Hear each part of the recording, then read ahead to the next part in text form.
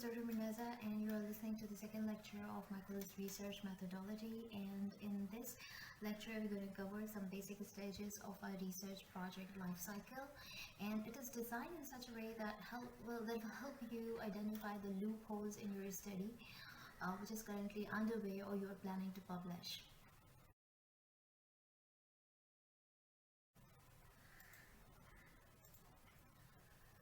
Recalling here the significance of having good observation in the field of research, Newton's law of motion, and if I recall you, it all began with a simple observation of apples falling from the tree, and Newton looked at it from the eyes of a physicist.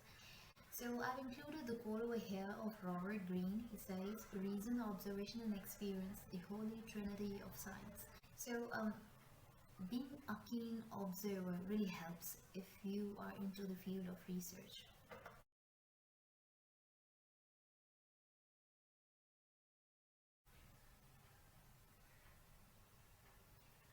Starting with problem identification. The moment you see there exists a problem, your research begins.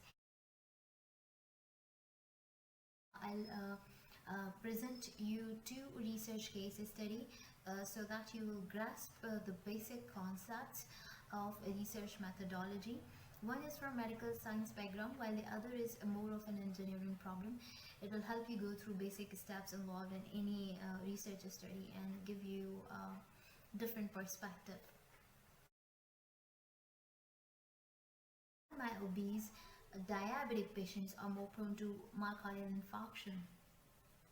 It means the clinician observed that there exists a problem with diabetic patients.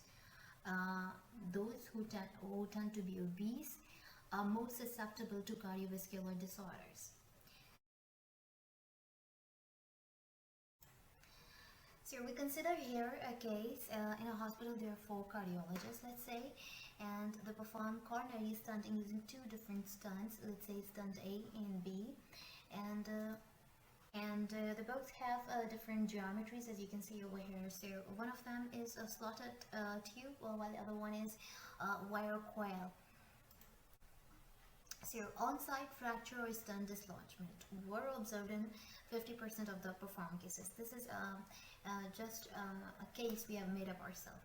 Being a biomedical engineer, it's your job to find out whether it's an interventional issue, manufacturing fault in the product delivered to the hospital by XYZ supplier, or is it some design related issue.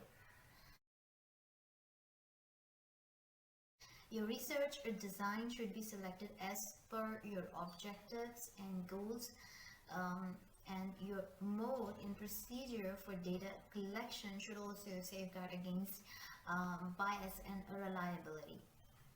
You gotta be careful about it.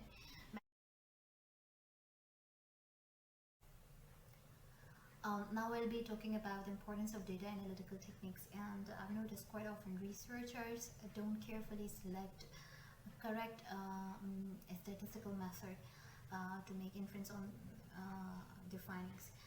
So I'll be discussing some common mistake, and the first one I've listed over here is a subtle mismatch between the variables you're working with and selected statistical method. For example, the number and type of extraneous variables are blatantly ignored in experimental design. And instead of applying Kruskal-Wallis analysis of variance, you apply one-way ANOVA. And the second one is ignoring extraneous variables and confounded relationship that significantly affect the research outcomes of your proposed study. So it's related to the first one, and it's also about not considering external factors that affect your variable, experimental variable. So I'll give you an example over here. You design a drug, let's say drug T to treat a disease X, and drug T works by blocking a factor A in some biochemical pathway, and you ignore the fact that there exists disease Y which shows comorbidity with disease X, and its treatment is dependent on the expression level of factor A.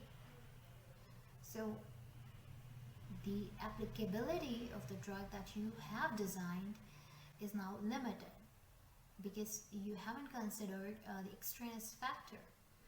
Disease Y is dependent, shows comorbidity with disease X, and it shows dependence on the expression levels of the factor that you were suppressing through the drug T that you just designed. So you need to consider extraneous factor. And the last one is you forgot to apply statistical data analytical technique. How come? So if you're a novice and you're on your way to embark a holy journey of research study, then this course is specially designed for you. It is designed to equip you with right techniques and tools that will help you complete your research study successfully and in a very meaningful way, so that your research outcomes are beneficial for a wider community of scientists.